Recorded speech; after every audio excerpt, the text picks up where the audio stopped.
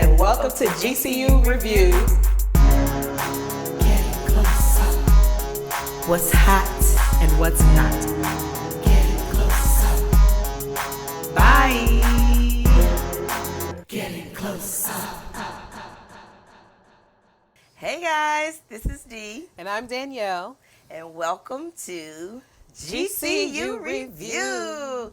And today, honey, we are doing They Cloned Tyrone. They cloned him. Oh, and that's off Netflix right now, and it's a real controversy talked about movie right now. It's getting a lot of buzz. It's getting a lot of buzz. Hey. And I think just because people just don't get it, but we're going to try to give you our point of view. We're going to try to give you our point of what view. we got. The best we can in our time allotted. Okay. And I think the first thing that was kind of on time and a little jarring about this is that Jamie Foxx is in it. And with everything that's been going on with him, which, Girl. you know, I'm glad he is back. Now they didn't clone Jamie. Back out amongst us.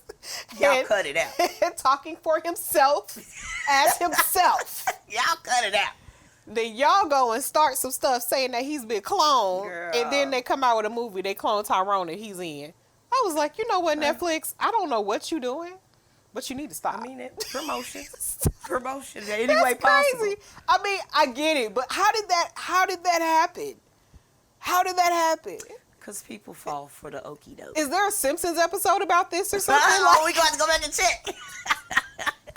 I need to check to see what the Simpsons said about for this. the okie doke. I mean, yeah. Y'all, we are not there Hey, yet. Jamie. Hey, Jamie. We're glad you better, baby. I'm so glad to see you, honey. You were But they looking did great. not clone Jamie Foxx. They did not clone Jamie Y'all Foxx. cut it out. So, the movie stars Yes. Jamie Foxx as Slick Charles. Slick Charles. He's a pimp. Then we got Fontaine. Yes, Which Fontaine. is what, John Boyega? John Did I say that name? Boyega, Star Wars. And I liked him better. Woman King. Woman King. The Yep, Woman that was the King. one with the perm and the Woman King. And I didn't like. But, but hey, as Fontaine. I didn't even notice it. You didn't notice? I did not notice. Yeah, They yes, still ma'am. was straight. Yes. But Fontaine, I like. But you know, he the same perm they use at the end of the movie with the. Oh, Okay. with 2 that and 2, one? he uses. Oh my gosh. I'm going to have to go back and look at Woman King and look at the wig. Hey, okay. Okay, So anyway. So Just yeah. jumping ahead. So yeah, we going to do this Clone Tyrone, and it's a pimp, a drug dealer, and a hoe. A lady of the night, a merchant of bodily services named Yo-Yo, played by Yo-Yo. Teyonah Parris, Yes. who's amazing. Absolutely love her. She's the one true Captain Marvel. Was in WandaVision. If Beale Street Could Talk. That's the one I watched. Dear Beale White Street Could People. Talk, yeah. She's absolutely amazing. It was so refreshing and good to see her in a comedy role Yes. next to a comedy titan such as Jamie Foxx. And I absolutely love the way that he played this character because he was stereotypical and not at the same time. He was very blaxploitation era pimp, but also he was so witty and all the references that he made and just him and the back and forth. To the right on. Back and forth between him and Yo-Yo. It was so freaking funny. And I have to think that he ad-libbed most of that stuff. So a lot of things people didn't get is why was it in a setting of the 70s and 80s, but it was actually in the 2020s. You know what I'm saying? So It they didn't really get, wasn't set any particular time. It was just a mixed it's a bag. mixed bag, and so people didn't get that. So maybe we'll put a little insight on Maybe. why. Hopefully. Because, I mean, the way we understand it is probably different than a lot of people. But it kind of starts out with you're following Fontaine's character. And Fontaine is out here just going about his day in the life. Daily stop to the liquor store. Daily scratch off ticket. Okay. Talk to the Daily 40 ounce. Don't forget daily the 40 ounce. Talking Daily, to the whiteo on the corner. Yeah. You know. Pour a little beer in his cup. And he's just your not so friendly neighborhood drug dealer. He's got a ruthless personality and a ruthless spirit about him on the outside. Right. And you can kind of tell that there's probably a little bit more to him. But you really don't get to see all of that right away because he starts out pretty brutal. Broke the dude's, he shoot him in the leg or break his leg. He was the average thug. Just average thug, just out here thugging. And a series of circumstances come about where he ends up getting killed. Shot multiple times. But he back. And then he wakes up. He back. And he's not dead anymore. Right. And he kind of has a memory of something bad happened, but it felt like a dream. And so he goes about his day again, checking on his stuff, going to go to the liquor store, get his daily 40 ounce, get his daily scratch off ticket. And it's like, it kind of gives the feel of Groundhog Day, but hood.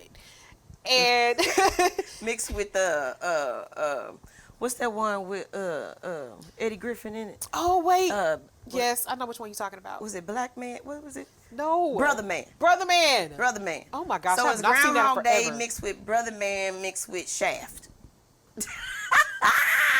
That's what I got.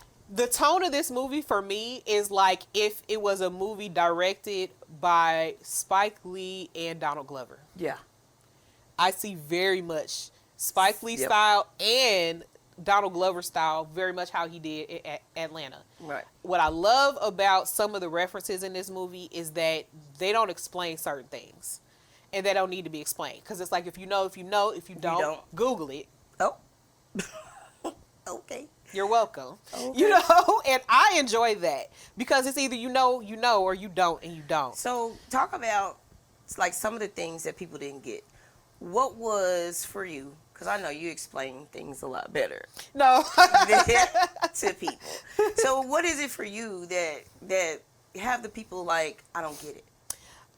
So a lot of people didn't get the continuity factor. They didn't understand why did it seem like Slick Charles's character was kind of in the 70s but futuristic, and why the cars were older, and why the scenery seemed like everything was kind of behind the times. But then there were certain elements that weren't, such as the mysterious black vehicle that would come up and just so happen to pick up the dead bodies, or the fact that they whoever had cell got killed, phones. or the fact they had flip phones. One person had I think Slick Charles had a Motorola Razor. Okay. And I only know that because I used to sell cell phones back in the day.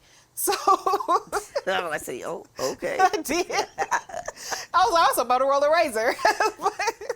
That thing used to overheat. You could cook bologna sandwiches on that phone. It would get so hot. Oh, anyway, that's neither here nor there. So, but they come across, well, first of all, Fontaine going about his day. When he got shot, it was because he was going to go get his money from Slick Charles. He got shot after getting his money from Slick Charles because of a series of thugging events that he just messed up and pissed off the wrong person, and they came back and killed him.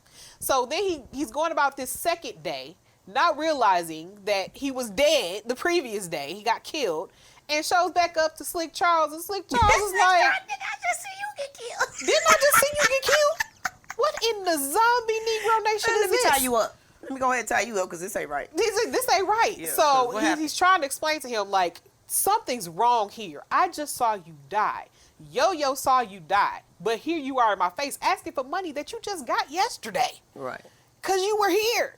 And then you got shot. And then you got shot. So then you got the drug dealer, the pimp, and the hoe being trying to do some investigative work. Actually, just doing the hood detective or being nosy, and we gonna try to figure this out and what's going on. And so, yeah. They come across a house. They come across the house. And it's a house that just is very unassuming, probably might be a trap house, but there's some things that's different about it. Like, it has a break room, and it has an elevator, a mysterious elevator that goes down multiple levels into a lab.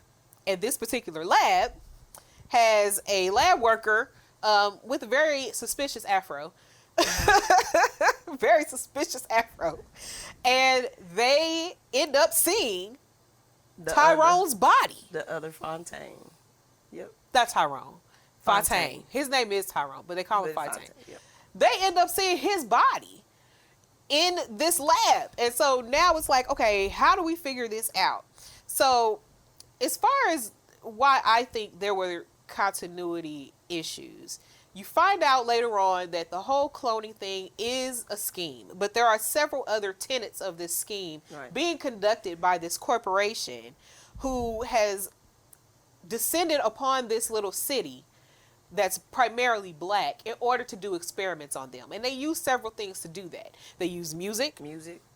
They use the music to control them, to make you sleepy, to make you fight, Church. to make you, they use church to get people to drink the Kool-Aid. Is a very terrible The euphemism. Jesus juice. The Jesus juice that kind of makes you more obedient and more docile and not wanting to question things. With my favorite fake preacher, Reverend David Allen Greer. David Allen Greer. Oh my God, he could play that role. If you need anybody to play a shiesty pastor, It don't matter if you got a light bill due, hey, and it don't matter Eh. if you got a gas bill too. Well, Like when I say he was getting he it. does that, all I needed was Mr. Brown in the front row. Mr. Talking Brown about, with his ashy knees. That's all I needed. That's what I needed. And it's not funny, but we also are always able to find comedy in things, Absolutely. especially the serious things. Yes. Because if you don't cry, if you don't laugh, you're You gonna gonna cry. cry, yeah. But he was also a shiesty preacher in Martin. Of It was course, an I episode loved of him. Martin. So that was a loved nice him in little that. callback. Again, something that if you know, you know. If you don't, Google it. Okay.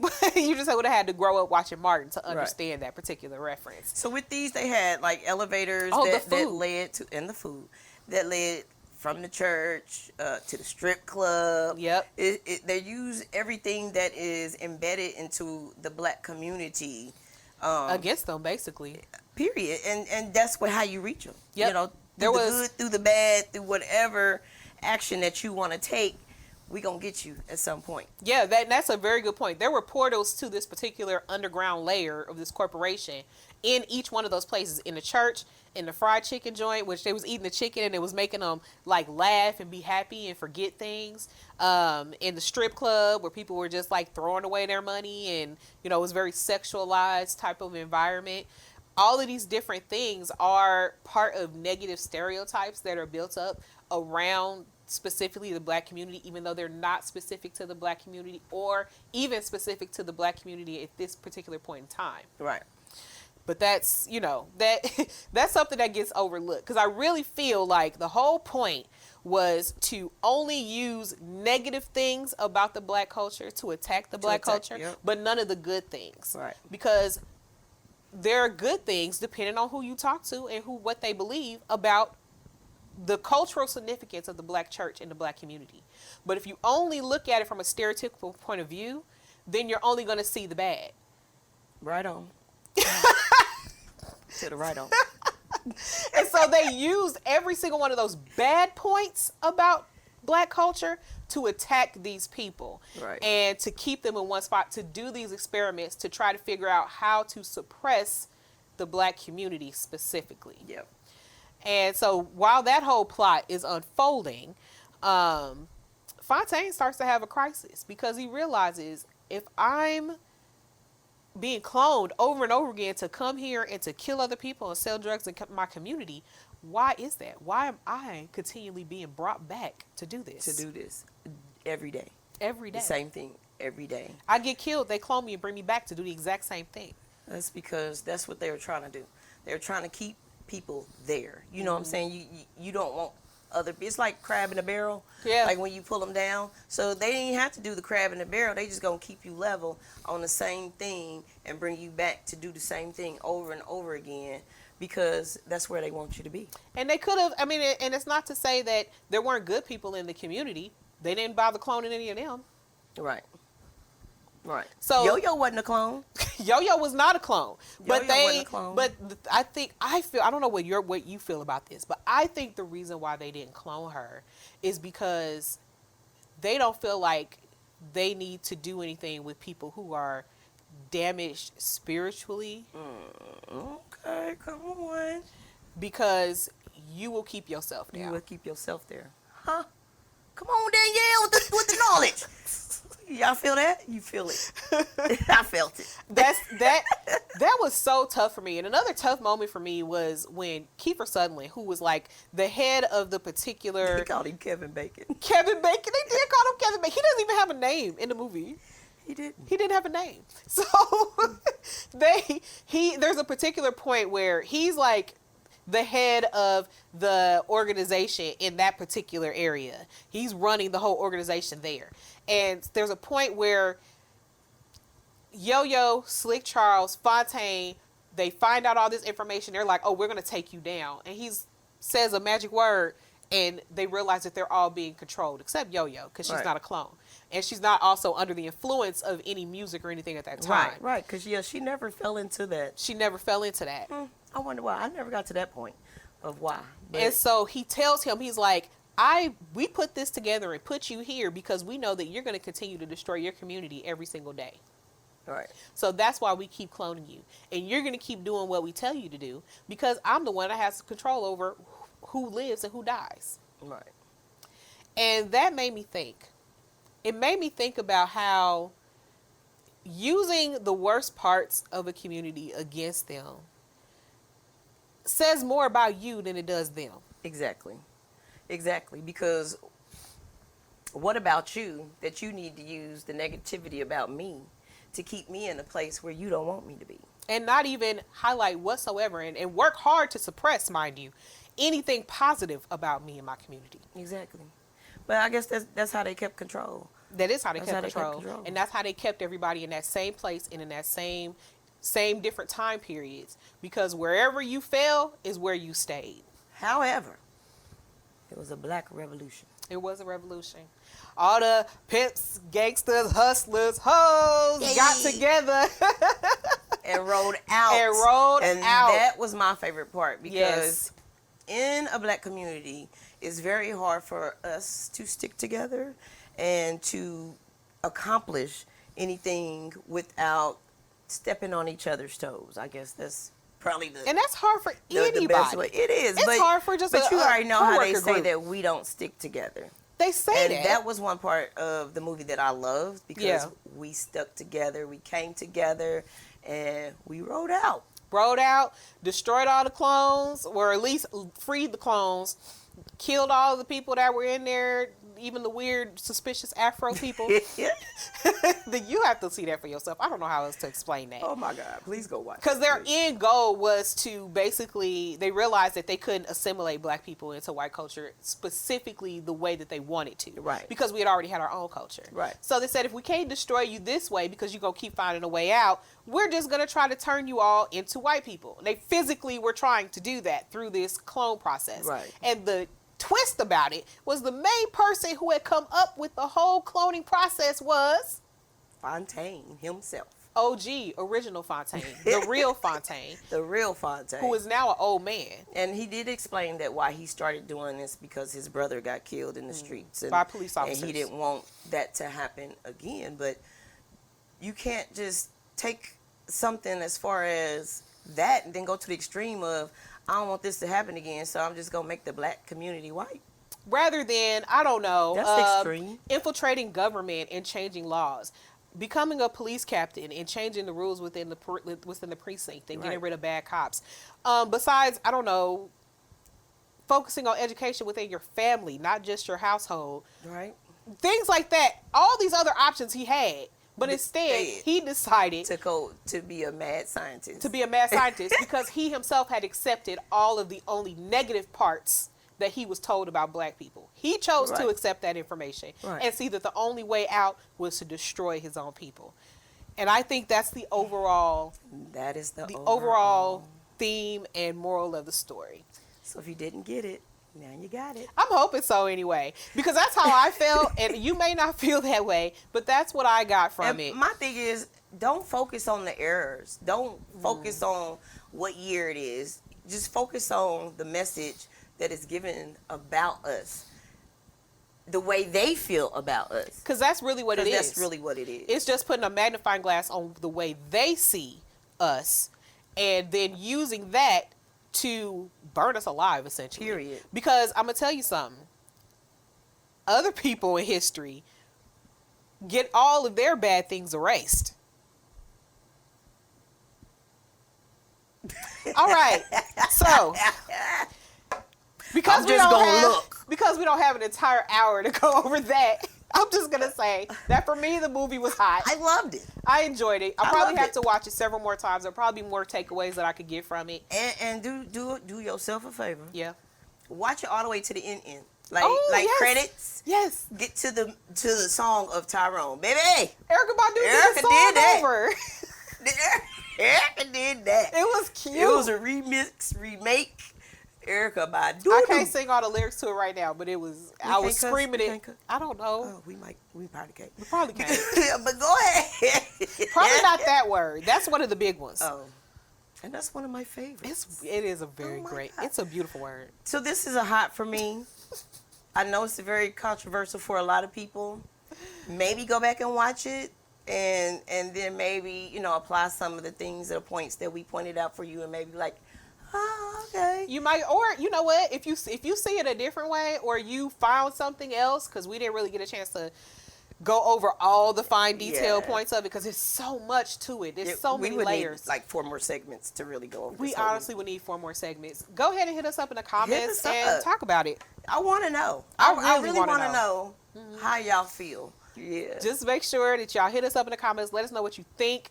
And you can check us out next time for another movie review where we'll have something else. Now we about to get out of y'all atmosphere. We're going to get out of your atmosphere. See y'all next time. See y'all next time. Bye. Bye.